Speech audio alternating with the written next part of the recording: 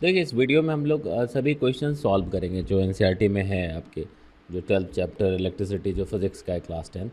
तो first question से शुरू करते हैं। अगर फर्स्ट क्वेश्चन की बात करें, a piece of wire of resistance R, मतलब we have a wire and the length of this wire is suppose L, कुछ भी हमने एज्यूम कर लिया, ठीक है। रेजिस्टेंस आर ये गिवन है, टोटल रेजिस्टेंस कितना है, आर गिवन है, ठीक है। इस कट इनटू 5 इक्वल पार्ट्स।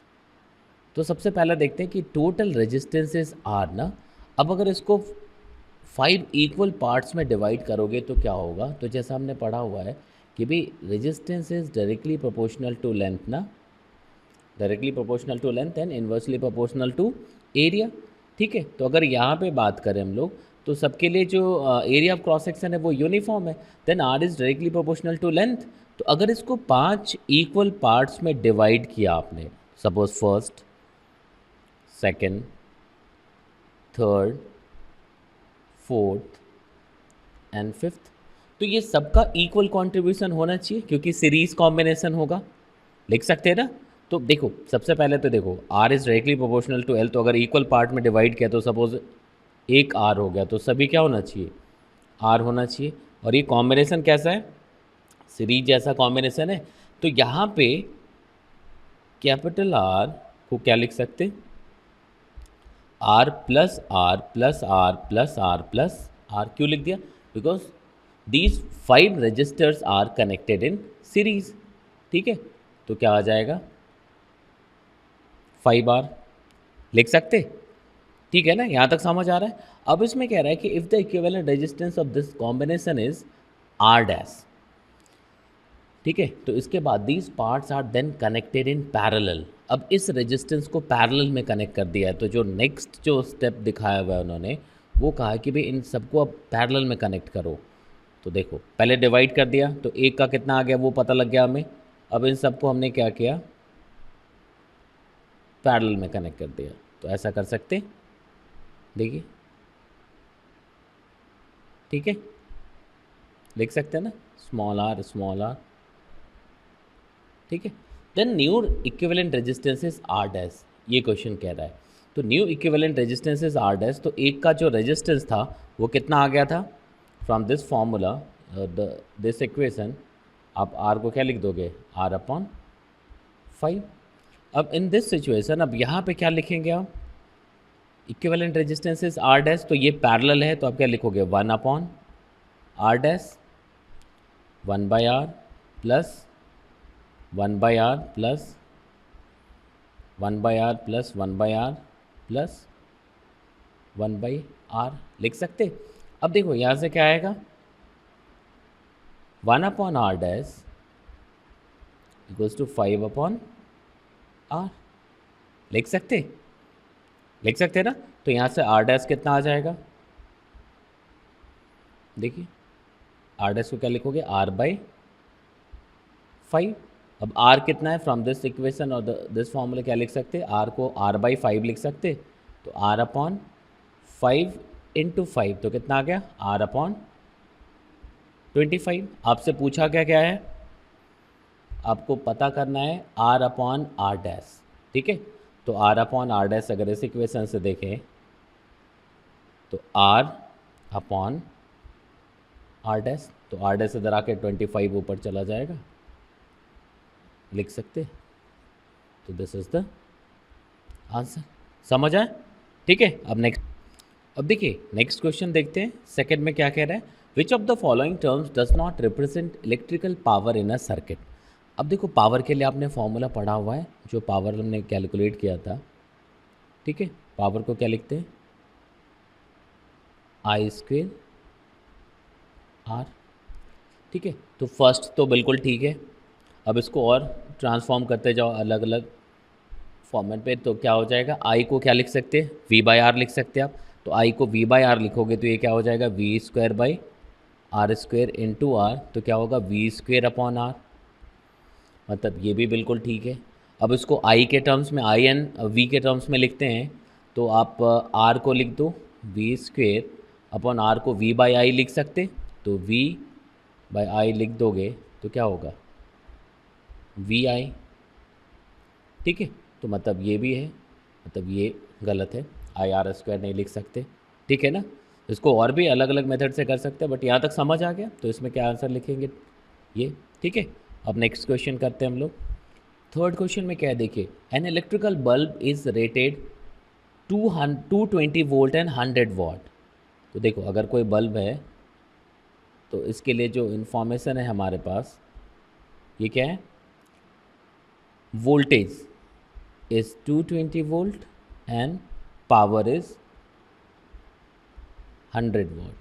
इसका मतलब ये हो गया कि if this bulb is connected to 220 volt then power would be 100 watt, ठीक है। तो इसमें एक चीज़ ध्यान रखना है, एक इसमें सबसे इम्पॉर्टेंट जो कॉन्सेप्ट है कि जो रेजिस्टेंस है, ठीक है, ये कांस्टेंट रहेगा, ठीक है। रेजिस्टेंस आप चेंज नहीं करोगे यहाँ पे। अगर मैं डिफरेंट अगर वोल्टेज पे कनेक्ट करूँगा तो डिफरेंट पावर डिलीवर करेगा, बट अगेन रेजिस्टेंस क्या होगा, वो कांस्टेंट रहेगा। तो यहाँ से हम लोग रेजिस्टेंस निकालते हैं, ठीक है। तो देखो, ये V गिवन है, P गिवन है। अब पावर के लिए हमने फॉर्मूला आपको बताया, पावर को क्या लिख सकते हैं, वी स्क्वेयर अपॉन आर लिख सकते हैं। तो यहाँ से आर क्या आ जाएगा, वी स्क्वेयर अपॉन पी। तो इस गिवन इन्फॉर्मेशन से वी कितना है, 220 into 220 divided by P, power is 100, लिख सकते ना। तो ये रेजिस्टेंस आ गया। अब कह रहे हैं कि when this bulb is connected to 110 volt the power consumed will be. तो रेजिस्टेंस तो वही रह जाएगा, ठीक है। तो सेम रेजिस्टेंस के लिए अब नया, तो देखो रेजिस्टेंस वही है, कितना, 220 इंटू 220 डिवाइडेड बाय 100 लिख सकते। तो न्यू पावर के लिए जो वोल्टेज है इट इज़ 110 वोल्ट, ये गिवन है। तो नया जो पावर लिखोगे P डैश, ये कितना आ जाएगा, V dash square upon R। तो V डैश स्क्वेयर मतलब क्या, 110 इंटू 110 डिवाइडेड बाय R को क्या लिखेंगे आप, 220 इंटू 220 इंटू 100, ऐसा लिख सकते हैं ना। अब देखो यहाँ तक समझ आ रहा है। अब इसको सॉल्व कर दीजिए, 10 10 2 2, तो 100 अपॉन 4 मतलब 25 वाट। तो ये आंसर हो गया, लिख सकते।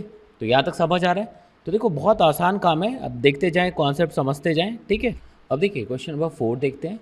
To conducting wires of the same material, मतलब रेजिस्टिविटी इक्वल है एंड ऑफ इक्वल लेंथ भी इक्वल है एंड इक्वल डायमीटर्स, मतलब एरिया ऑफ क्रॉस सेक्शन भी इक्वल है। मतलब इन दोनों वायर्स को आप बराबर रेजिस्टेंस लिख सकते हो कि दोनों बराबर रेजिस्टेंस वाला रजिस्टर है। तो अगर इसको आर नाम दे दिया हमने, रेजिस्टेंस दे दिया, तो दूसरा भी आर होना चाहिए, बिल्कुल ठीक है। Equal diameters are first connected in series, मतलब ये दो रजिस्टर हैं आपके पास। इन फर्स्ट केस इन दोनों को हमने सीरीज में कनेक्ट कर दिया, बिल्कुल ठीक है, कनेक्ट कर दिया, ठीक है। In a circuit across the same potential difference. अब एक सर्किट में कनेक्ट किया with diameters are first connected in series कर दिया, देन कनेक्टेड इन पैरेलल। फिर क्या किया हमने, उसको पैरेलल में कनेक्ट कर दिया हुआ, ऐसा क्वेश्चन कह रहा है आपसे, ठीक है। Parallel in a circuit across the same potential difference, मतलब इन दोनों जगहों पे जो पोटेंशियल डिफरेंस है वो इक्वल है। तो यहाँ पे भी V लिख दिया हमने, यहाँ पे भी V लिख दिया, लिख सकते। The ratio of heat produced in series and parallel combination would be, मतलब अब हीट प्रोड्यूस कितना हो रहा है उसका रेशियो लिखना है इन दोनों जगहों पे, ठीक है ना। मतलब सीरीज देन पैरेलल, तो सीरीज़ के लिए अब हीट, तो कुछ एक टाइम हमने एज्यूम कर लिया। तो देखना, अगर इन फर्स्ट सिचुएशन अगर आप R इक्विवेलेंट की बात करोगे तो R1 अगर मैंने लिख दिया तो ये 2R हो जाएगा, लिख सकते। तो जो हीट प्रोड्यूस होगा उसको हमने सीरीज़ वाले के लिए H1 लिख दिया, ठीक है। हीट प्रोड्यूस की बात कर रहा है, the ratio of heat produce in series and parallel, मतलब टाइम कॉमन ले लेंगे तो क्या लिखोगे, V स्क्वेयर बाय R। तो V square upon R, R का मतलब यहाँ 2R लेना पड़ेगा, because both are connected in series, तो V square by R into T. यहाँ पे ये ध्यान रखना, आई अगर फॉर्मूला यूज़ कर लोगे कि आई स्क्वेयर आर, देन गलत आएगा, क्योंकि दोनों जो सर्किट है दोनों में क्या होगा, करंट डिफरेंट आएगा। तो यहाँ पे हमें वी, क्योंकि वी कॉमन है और रेजिस्टेंस हमें पता है, तो वी और आर वाला फॉर्मूला यूज़ करना है, ठीक है। तो H1 देखो कितना आ गया, वो समझ आ रहा है। सेकंड, इन सेकंड सर्किट अगर हम लोग आर इक्विवेलेंट की बात करें तो both are connected in parallel. अब यहाँ तक आपको पता लग गया कि अगर दो पैरेलल है तो 1/r मतलब r/2 हो जाना चाहिए। तो इसको R2 को क्या लिख देंगे आप, r/2, because they are connected in parallel. तो H2 कितना हो जाएगा, वी स्क्वेयर कॉमन वोल्टेज है अपॉन आर, आर के लिए आप क्या लिखोगे, r/2 लिख दोगे इंटू टी, लिख सकते। अब आपसे जो क्वेश्चन में पूछा जा रहा है वो क्या है, find the ratio heat produced. तो यहाँ पे H1 और H2 सीरीज़ वाले के लिए H1 मतलब हमें H1 अपॉन H2 फाइंड करना है। तो H1 के लिए क्या लिखेंगे आप, H1 के लिए V square T upon 2r upon H2 मतलब ये लिख देंगे, लिख सकते हैं ना। तो R अपॉन 2 v² टी, कैसे लिख दिया, समझ आ रहा है। अब यहाँ से देखोगे तो ये कैंसिल हो गया, मतलब 1/4। तो जो आंसर होगा वो क्या आएगा, 1:4 लिख सकते। तो यही क्या हो जाएगा, तुम्हारा आंसर हो जाएगा। समझ आ रहा है। अब नेक्स्ट पे चलते हैं। अब देखिए ये थोड़ा सा न्यूमेरिकल नहीं, बस कॉन्सेप्चुअल क्वेश्चन है। How is the voltmeter connected in the circuit to measure the potential difference between 2 points. मतलब कोई भी एक सर्किट है, सपोज हमारे पास ये सर्किट है, ठीक है। अब इस सर्किट में कुछ 2 पॉइंट्स गिवन है हमारे पास, ठीक है। सपोज ये 2 पॉइंट है, तो इन दोनों पॉइंट्स के बीच में अगर पोटेंशियल डिफरेंस चाहिए, ठीक है, तो कैसे पता करेंगे। तो ए एंड बी, तो आप वोल्ट मीटर को क्या करते हो, उस पर्टिकुलर कंपोनेंट के लिए या पर्टिकुलर पॉइंट्स के बीच में अगर तुम्हें चाहिए वोल्टेज, तो उसको पैरेलल में कनेक्ट करते हैं, ऐसा। ये वोल्ट मीटर ऐसा लगाएंगे, ठीक है। यहाँ तक समझ आ रहा है। अगर करंट चाहिए होता कि भाई हमें करंट पता करना है यहाँ पे, मतलब आमीटर कैसे कनेक्ट होगा, तो आप उसको सीरीज़ में कनेक्ट करोगे, ऐसा। तो ये याद रखिएगा, ठीक है। तो किसी भी सर्किट में अगर 2 पॉइंट्स के बीच में पोटेंशियल डिफरेंस पता करना है, तो वोल्ट मीटर को कैसे कनेक्ट करेंगे, पैरेलल में। तो जो आंसर होगा वो पैरेलल हो जाएगा, लिख सकते। तो यहाँ तक समझ आ रहा है। चलिए अब नेक्स्ट देखते हैं, ठीक है। अब देखिए क्वेश्चन नंबर 6 की बात करते हैं। तो क्या कह रहा है कि भाई a copper wire has a diameter. तो डायमीटर कितना गिवन है, देख लीजिए। अगर डायमीटर की बात करें तो इट इज़ 0.5 mm। यूनिट का ज़रूर ध्यान रखिएगा, ठीक है। तो हमें रेडियस की ज़रूरत है, तो रेडियस को क्या लिख सकते हैं, d/2, ठीक है ना। तो 0.5 अपॉन 2 इंटू मीटर में कन्वर्ट कर ही लेते हैं, 10⁻³ मीटर, लिख सकते। एक ये इन्फॉर्मेशन गिवन है। फिर क्या है, एंड रेजिस्टिविटी, रेजिस्टिविटी को कितना लिखा हुआ है, 1.6 इंटू 10⁸ ओमीटर, लिख सकते। यहाँ तक समझ आ रहा है, ठीक है। अब देखिए दूसरा इन्फॉर्मेशन, थर्ड इन्फॉर्मेशन क्या है, what will be the length, मतलब आपको लेंथ फाइंड करना है, ठीक है, of this wire to make its resistance. मतलब रेजिस्टेंस गिवन है, इट इज़ 10 ओम, ठीक है। तो मतलब बहुत सिंपल है, सीधा फॉर्मूला यूज़ करना है आपको। तो रेजिस्टेंस का आपको फॉर्मूला पता है, क्या लिखते हैं, resistivity into length upon area, लिख सकते। तो 10, इट इज़ 1.6 इंटू 10⁸, लिख सकते, ठीक है ना, इनटू, देखो ये कैसे लिख दिया, यहाँ तक समझ आ रहा है। लेंथ ये तो चाहिए ही चाहिए, और जो एरिया आएगा वो कितना आएगा, डायमीटर मतलब सर्कुलर पार्ट दिया हुआ है, रेडियस हमने पता कर लिया, तो πr² लिख सकते। तो πr², आर के लिए क्या लिखेंगे, 0.5/2 इंटू 10⁻³ क्या स्क्वायर ये लिख सकते? यहाँ तक समझ आ रहा है? अब यहाँ से लेंथ कैलकुलेट कर लीजिए, आप कर लेंगे। देखिए लेंथ कितना आ जाएगा, 10 इंटू पाई को लिख देना 3.14 into 0.5/2 into 10⁻³ square divided by 1.6 into 10⁻⁻,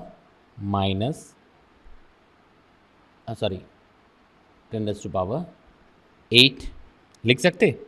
यहाँ तक समझ आ रहा है? तो ये कैसे लिखा पता लग गया? तो इसको आप सॉल्व कर लीजिएगा। तो इसको जब आप सॉल्व करेंगे तो कितना आ जाएगा, 122.7 122.7 मीटर लिख सकते? यहाँ तक समझ आ रहा है? अब इसका नेक्स्ट पार्ट देखिए क्या कह रहा है। नेक्स्ट पार्ट कह रहा है how much does the resistance change if the diameter is doubled. तो फॉर्मूला ये है यार, डायमीटर को अगर डबल करेंगे तो रेडियस भी डबल हो जाएगा। तो अगर एरिया की बात करें तो वो क्या होगा, 4 टाइम्स बढ़ जाएगा, बिकॉज रेडियस डबल होने का मतलब 2r, तो पाई इंटू 2r का स्क्वायर करोगे तो pi into 4 into R square, मतलब पहले सिर्फ पाई आर स्क्वायर था, अब 4 एक्स्ट्रा आ गया। तो मतलब जो सेकंड पार्ट है इसके आंसर में क्या लिखेंगे, 1/4 टाइम्स रह जाएगा, ये लिख सकते। तो मेरे ख्याल से यहाँ तक समझ आ रहा है। देख लीजिए नेक्स्ट पे मूव करते हैं। अब देखिए क्वेश्चन नंबर 7 देखते हैं क्या कह रहा है इसमें। इसमें कह रहा है कुछ इन्फॉर्मेशन गिवन है, ठीक है। अब यहाँ से देखो, the value of current I flowing in a given resistor of the corresponding values of potential difference V across the resistor are given below, ठीक है। तो अब यहाँ पे हमें ग्राफ प्लॉट करना है। तो ग्राफ प्लॉट करना है तो देखिए पहले आप लिख दीजिए, सपोज ये वाई एक्सिस खींच दिया हमने, ठीक है, ये एक्स खींच दिया, लिख सकते। अब इसमें कह रहा है तो एक वोल्टेज रख दिया हमने, सपोज इसको V लिख दो, ठीक है, और इधर I लिख दो, लिख सकते। तो when the voltage is 1.6, voltage कितना है 1.6, ठीक है, वोल्ट में वोल्ट लिख दिया। देन करंट इज 0.5, फिर वोल्टेज कितना है 3.4, पहले इसको लिख लो 3.4, ऑलमोस्ट डबल से थोड़ा ऊपर है, फिर ऐसे चलता गया, फिर 3.4 के बाद क्या है 67, ठीक है ना। तो 6.7 सॉरी, तो क्या आ जाएगा, कुछ ऐसा ऊपर चला जाएगा, देख लीजिएगा, ये एक्यूरेट बिल्कुल भी मैं खींच नहीं रहा, बस एक आइडिया बता रहा हूँ। फिर 10 ऐसा चलता जाएगा, तो आप इस तरह से खींचिएगा, ठीक है। तो 1.6 के कॉरस्पॉन्डिंग जो आई की वैल्यू है इट इज़ 0.5, तो इसको हमने 0.5 लिख दिया। फिर क्या है 1, तो 1 लिख दिया। फिर कितना है 2, तो 2 लिख दिया, लिख सकते। तो अगर आप इसका ग्राफ खींचोगे ना, वो कुछ इस तरह का आना चाहिए, V/I क्या हो जाएगा, रेजिस्टेंस हो जाएगा, मतलब ये कुछ ऐसा निकल के दिखेगा आपको, ठीक है, ऐसा, ठीक है ना, देखिएगा ये इस तरह से इसको खींच लेंगे आप, ठीक है ना। आगे इसको बढ़ा देना, तो ग्राफ किस तरह से खींचना है वो समझ आ रहा है। अब इसमें पूछ रहा है प्लॉट द ग्राफ में V and I and calculate the resistance of the register, ठीक है। रेजिस्टेंस ऑफ द रजिस्टर निकालना है, तो इसको कहीं से भी वोल्टेज अपॉन करंट कर दीजिए, तो आपको क्या होगा, रेजिस्टेंस मिल जाएगा, लिख सकते। तो लिख दीजिए वोल्टेज अपॉन करंट कर लीजिए, तो कुछ भी 1.6 अपॉन 0.5 कहीं पे भी कर लो, या 6.7/2, तो जो रेजिस्टेंस मिल जाएगा वो कितना आ जाएगा 3.3। स्ट्रेट लाइन जैसा आ रहा है, मतलब कहीं से इसको डिवाइड करो, स्लोप एक जैसा आएगा। स्लोप वर्ड अगर नहीं समझ आ रहा है आप इसको ऐसा कह सकते, सीधा वोल्टेज अपॉन करंट कर लें तो रेजिस्टेंस मिल जाएगा। तो इसको देख लीजिए, तो रेजिस्टेंस आ जाएगा, ठीक है। तो यहाँ तक समझ आ गया। नेक्स्ट पे क्वेश्चन पे मूव करते हैं हम लोग। अब देखिए क्वेश्चन नंबर 8 बहुत आसान सा लग रहा है, ये बिल्कुल फार्मूला बेस्ड क्वेश्चन है। क्या कह रहा है, when a 12 volt battery is connected, we have a 12 volt battery is connected across an unknown resistor, इसको एक अननोन रजिस्टर से कनेक्ट कर दिया, ठीक है। There is a current of 2.5 milliampere, unit का जरूर ध्यान रखना, ठीक है ना। तो जो करंट है इट इज़ 2.5 मिली एम्पियर, ठीक है। तो इसको अगर एम्पियर में कन्वर्ट करें तो क्या हो जाएगा 2.5 इंटू 10⁻³ एम्पियर लिख सकते। Then find the value of the resistance of this resistor, इसका रेजिस्टेंस फाइंड करना है, कर लीजिए। वी को क्या लिख सकते हैं आप, आई आर लिख सकते, वी को आई आर लिख दीजिए। आपको रेजिस्टेंस चाहिए तो रेजिस्टेंस कितना आ जाएगा, वी अपॉन आई। तो वी कितना है 12 अपॉन आई को क्या लिख दोगे 2.5 इंटू 10⁻³ लिख सकते, ठीक है ना, यहाँ तक समझ आ रहा है। तो ये अब इसको सॉल्व करेंगे तो ये कितना आना चाहिए, देखो ये तो 10⁻³ ऊपर चला जाएगा तो 12 अपॉन 2.5, तो ये आएगा 4.8 इंटू 10⁻³ ओम, ठीक है। इसको आप किलो ओम लिख सकते हैं। तो 4.8 इंटू लिखने की ज़रूरत नहीं है क्योंकि अब हमने इसको किलो ओम में कन्वर्ट कर देना है। तो 4.8 kilo, this is the answer, कर सकते। तो समझ आ रहा है, इसको करते जाएंगे। तो ये जैसे ये एनसीईआरटी ख़त्म करते हो तो फिर मैं एक यहाँ पे अपलोड भी करूँगा, और जो असाइनमेंट जो लेवल 3 लेवल 2 का होगा तो जेई फाउंडेशन के हिसाब से क्लास 10th में रह के आप थोड़ा अच्छा कर सकते हैं कुछ, ठीक है ना।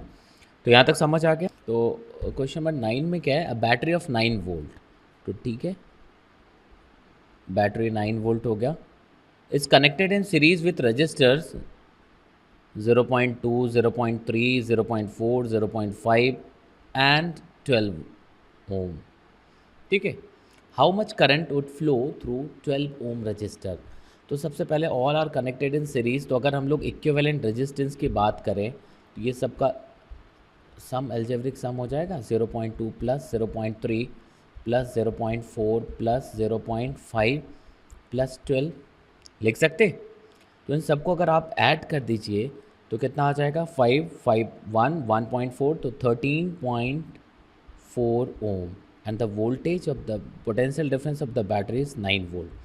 अब जैसा आपने पढ़ा हुआ है कि जितने भी रजिस्टर सीरीज़ में कनेक्टेड होंगे सबके लिए करंट इक्वल होता है, नहीं एक के बाद दूसरा, दूसरे से तीसरा ऐसा जाएगा, तो सबके लिए इलेक्ट्रिक करंट इक्वल है, ठीक है। ऐसा हम लोग पढ़ते हैं ना, current through the all resistors connected in series is equal, ठीक है।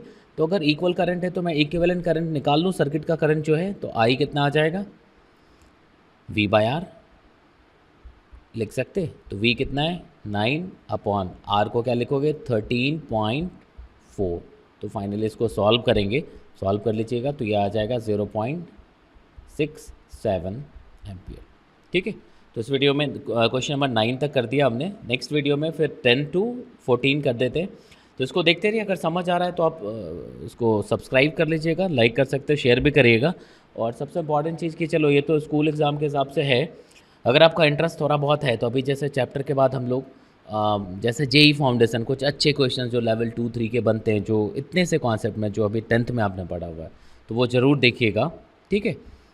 चलिए।